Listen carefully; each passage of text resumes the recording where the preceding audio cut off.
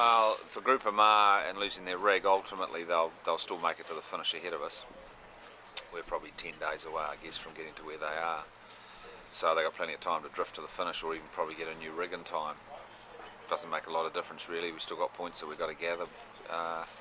It certainly helps Telefonica, but then they've got to withstand a protest against an alleged carrying an extra sail, which frankly I would suggest is really serious if proven.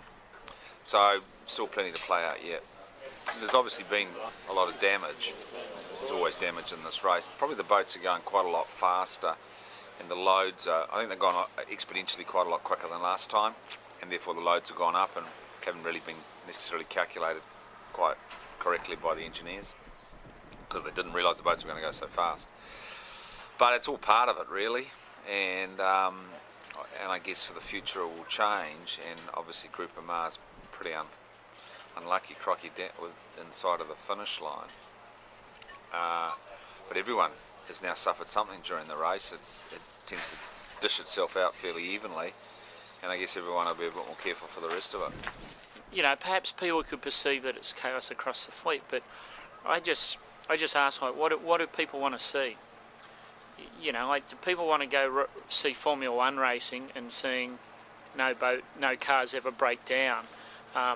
You know, that they want to see the boundaries of technology and, you know, human endeavour pushed.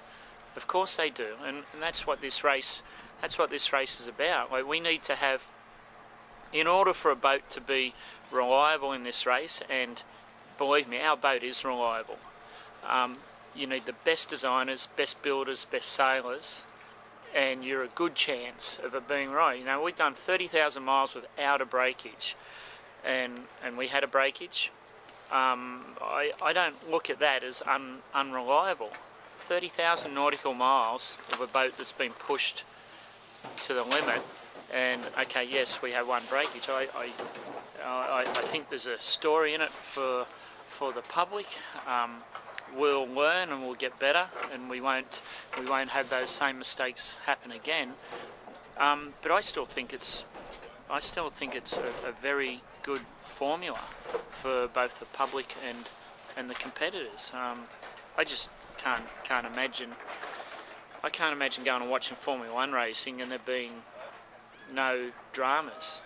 It just wouldn't have the same appeal, and nor would this race. I think the blend's extremely difficult, and certainly at times I wish it was easier. But it's not just my opinion. It's how I think how the average person looks and enjoys this race.